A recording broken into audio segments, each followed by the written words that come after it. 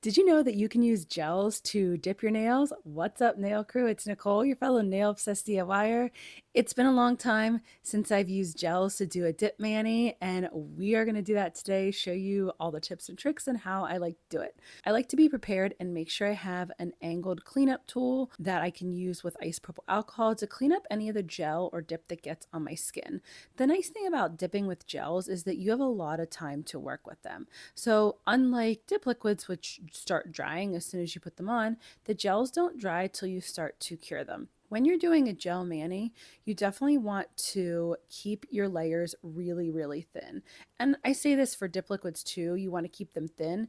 It's extra important for gels so that you're making sure that your dip can cure all the way through. If you do thick layers of gel base and then put your dip powder on, it potentially could not cure, which, we definitely never want to leave uncured gel on our nails because that can lead to gel allergies. So I already have builder gel down on my natural nails and I put peel base down too. If you're not doing that and you're going to do gel dip directly on your nails, what I would recommend is doing one layer of gel base over your entire nail and fully curing that before you start doing your gel mani. This way there is a base on your nails because you've already done your prep. And no matter what kind of dip mani you're doing, you want to make sure you prep your nails. So I already did that. I pushed back my cuticles, made sure that there was no cuticle stuck on my nail plate, no excess cuticle. And then when you're doing gels too, you want to make sure that you use not just dehydrator, but primer. So primer is going to be the product that helps your gel adhere to your natural nails. Now you would do that whether you're doing gel base, builder gel, poly gel. You always need a primer that leaves a sticky residue, and that's how you get your gels to stick. When I'm dipping with gels, what I like to do too is after I finish applying the powder to a nail, I like to make sure that I flash cure it for 5 seconds so that it doesn't move around. So I flash cure every single nail 5 seconds before I move to the next one. And then when I'm done with the whole first layer, then I'll do the full 60-second cure. And when I'm using gels, I actually like to cure my gels with dip for 90 to 120 seconds. Since it's got that extra layer in it, with the dip powder, I want to make sure that my gel is totally cured. I always make sure I do that because I do not want to leave any uncured gel on my nails. If you don't have builder gel down as a base on your natural nails, then you would want to build an apex. Since I have the builder gel down, I actually don't have to do that. I could just do my 2 dips of the color with the gels.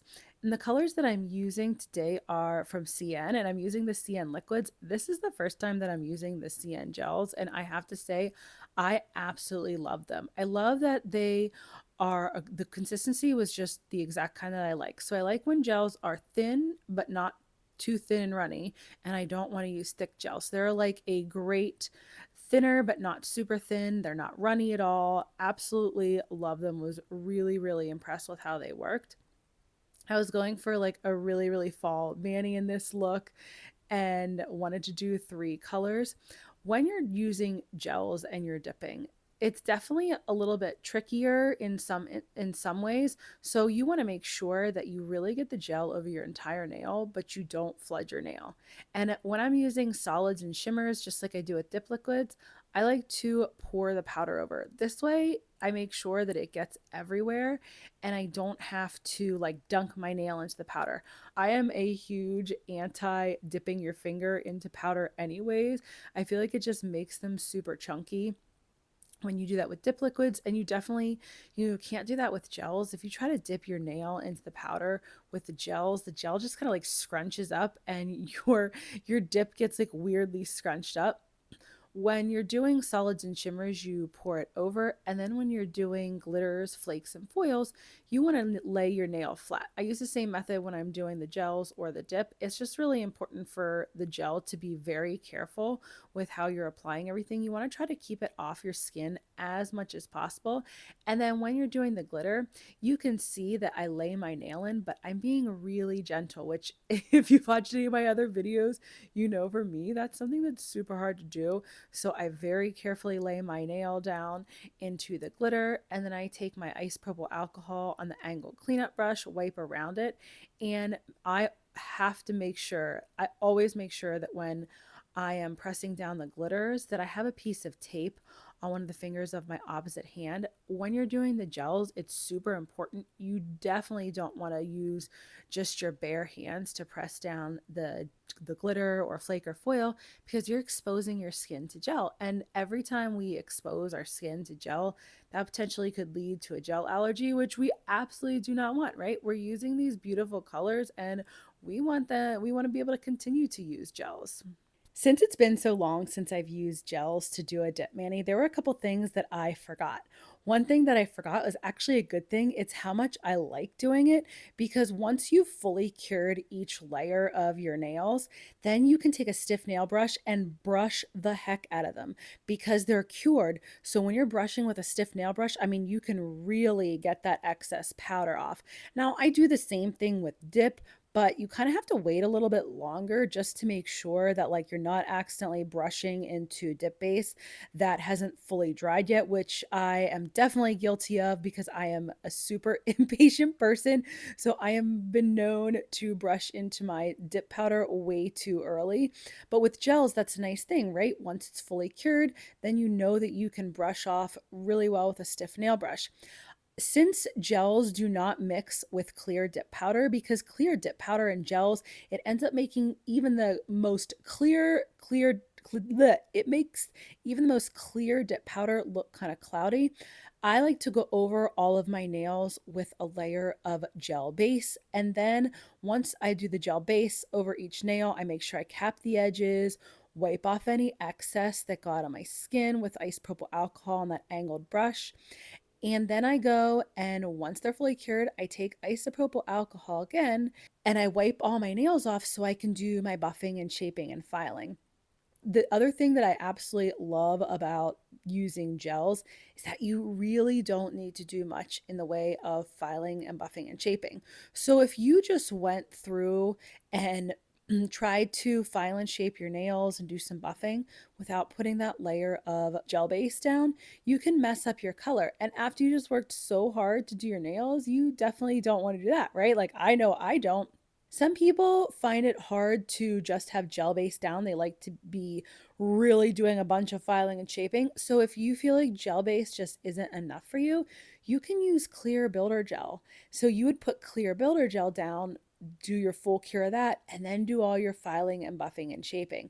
Some people really love how clear builder gel looks over top of a glitter or a flake or a foil. Like it almost makes it look like you're looking through glass because it adds that like extra dimension, extra layer into it. I personally knew that I had done my nails like nice enough that they were nice and flat, so I didn't pull out my clear builder gel. I just went right in with, after I wiped off the isopropyl alcohol, I went in and fixed up my shaping a little bit, anything that got a little bit too thick or wonky. And then I took a flexible nail file. If you don't have like the big flexible ones, you can use the mini buffing blocks. I just have enormous hands. So for me, using these big flexible buffers is a must so that my big hands can hold them better. I really found that I barely needed to buff at all. I mean, I could have gotten away without it, but I am so used to buffing and shaping and filing that I have to at least do a little bit. And I wanted to leave it in here just to show you that, like, since I did that layer of gel base down over all my nails, I didn't mess up any of my colors. I didn't mess up any of my glitter. And what I like to do to get really nice cuticle lines, I do this whether I'm using gels to dip or dip liquids, is I go in with these little cuticle sealing bits that I happen to just find on Amazon and go around my cuticles and sidewalls to really make sure that my shaping is nice and clean. Everything that I use in the video is going to be linked in the description. If I forget to say that, which I know I do in a lot of videos, I always have everything linked. And if there's something that you can't find, just drop me a comment. Like, I am always happy to help. If you're watching my videos and you're like, man, I felt like Nicole just went through, XYZ step way too fast, no problem. Just drop me a comment and I will help you with whatever your dip questions or builder gel or nail art, whatever your questions are. Just always drop them for me. I am happy to help. Once they go through with my little cuticle cleanup bit, then I'll spray my nails again with isopropyl alcohol and wipe them off. One thing that I do want to say that I noticed for me is when you do that first layer of gel base down after you finish dipping, you want to let that cool before you put isopropyl alcohol on it. That just somehow helps that like the gel just seems to come off way nicer. So that's something I've really been trying to do, and I do that when I do my builder gel too. Now we are going to do the easiest nail art. We're using these little nail art stickers and they are so great to use. When I use them with gel, this is what I do. So after I've buffed and shaped and cleaned my nails with alcohol, I apply the stickers, place them where I want, make sure, if there's any stuck like over the edge of my nail, that I remove that. And you have to press them down really, really well. So you don't want to just plop them on there and then they might be sticking up a little.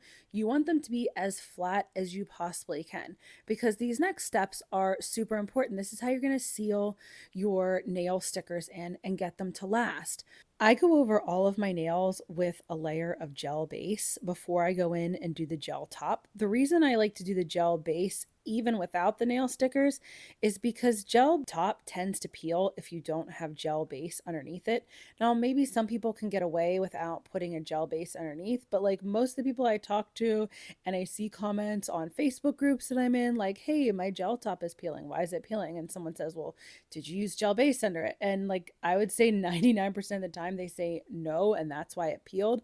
So it is really important to me, if you want that long lasting mani, to put your gel base down first. And when you're doing it over your nail stickers, you really want to make sure that it is totally covering the nail sticker. This way, when you put the top coat on too, it's going to really encapsulate those nail stickers, so you don't have to worry about them popping off and like somehow popping out of the gel. I like to cap my edges with the gel base and the top. For me, I never know how long I want to wear a mani, right? So sometimes I might want to wear a mani for like 3 days. Sometimes I want to wear it for like 7. So I always make sure I cap my nail edges really well, because that seals the powder in, that seals the mani in. And I do the same steps of flash curing each nail before I move to the next one and do the full cure. That just helps me so that all that work that I did to make the gel base sit nice is not a waste.